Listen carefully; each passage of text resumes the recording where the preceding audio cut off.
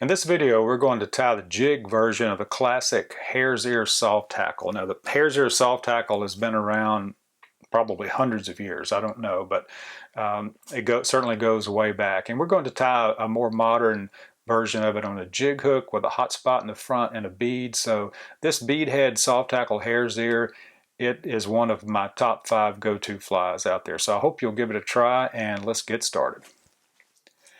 The hook I'm using is a Firehole 551 in size 14. It's a nice wide gap hook, and it's barbless, of course, and I top it with a 7/64" slotted tungsten bead. If I were fishing this under an indicator in faster water, I would add a few wraps of lead wire here, but I generally don't add that because I fish a lot of still water with these, and that tungsten bead gives it plenty of weight. For thread, I'm using Ultra thread, and this is 70 denier and fluorescent fire orange. I like that bright hot spot at the front of the fly, so we're going to use this bright colored thread. If you like a more subtly colored fly, just use something like a burnt orange or a tan thread, and I start my thread behind the bead and go back to the bend of the hook, which is about where about where a barb would be on this hook, and I take my thread back near the front, and let's trim off that tag end.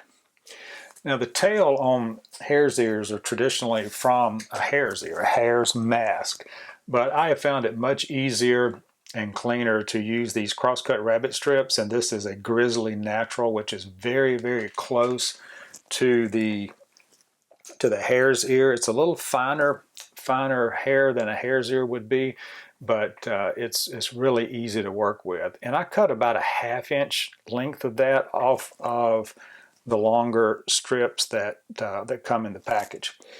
And I leave it attached to the hide, and I just bundle up and get those tips about as even as possible here.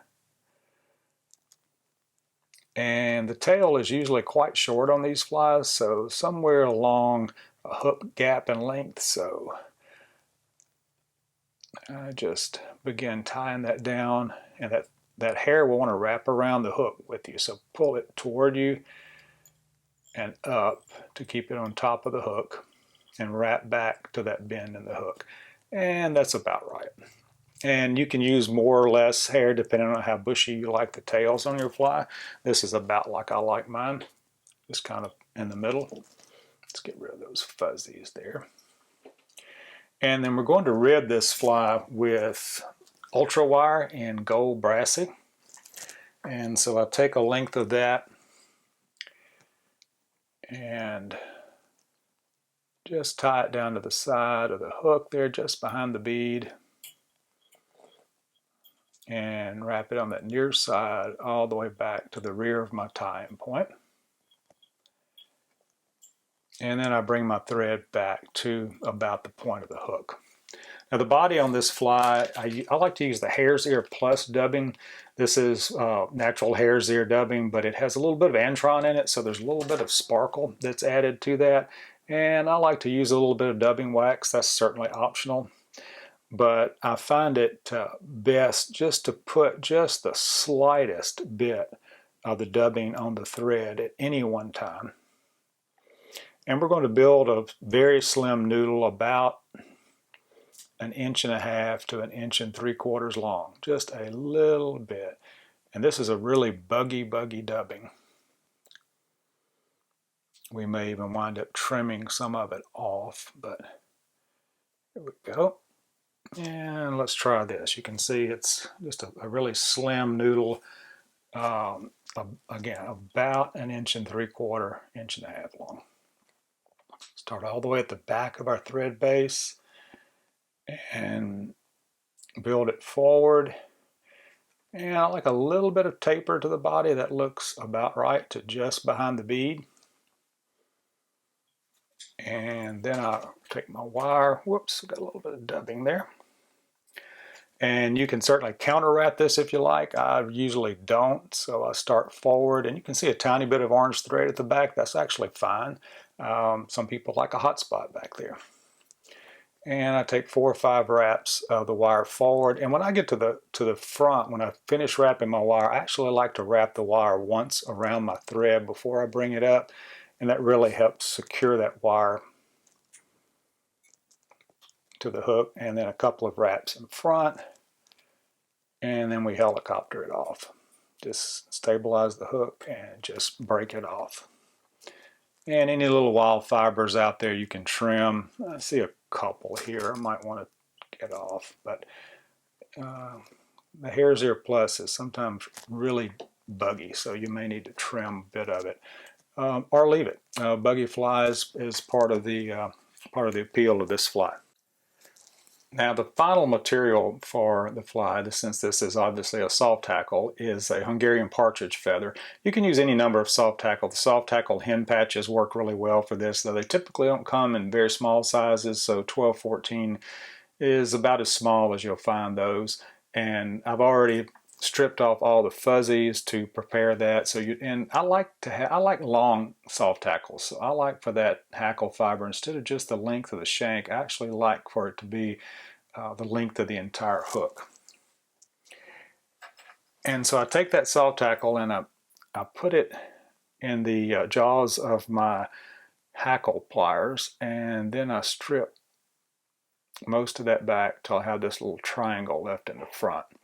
Now, I'm not going to trim that triangle at this point. I'm actually going to tie it in right at that gap. But then a little trick to help prevent breaking of the hackle is to pull that fiber or that feather back just a bit, just a 1/16, 32nd of an inch, and then wrap that feather down. And so it gives the thread a little bit more purchase on the feather. Instead of just being wrapped around just the stem of the feather, it's wrapped around that little bunch of feathers. Now, after I've done that, watch me break this one, but we'll see. And I'm using Stonefoes hackle pliers that are spring-loaded, and they really, really help prevent breaking hackle. And so I pull the fibers back to the rear, not very hard because they will break.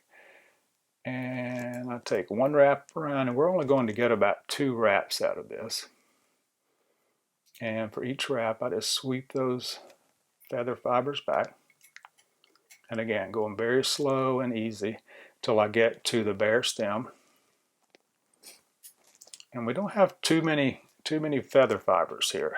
Soft tackles generally don't have a lot of feathers. So if you like them really bushy, you can do that. So trim that off close, and then I take a whip finish tool and give it a several turn whip finish. There's about 5 good turns. Cinch it down and trim off that excess. Now, the only remaining step, which I won't do on this video, is to apply your choice of head cement. I use Sally Hansen's Hard as Nails on this, but that is the jigged Hare's Ear soft tackle. If I had only one fly to use for panfish and trout, this fly would probably be it. So I hope you'll give it a try.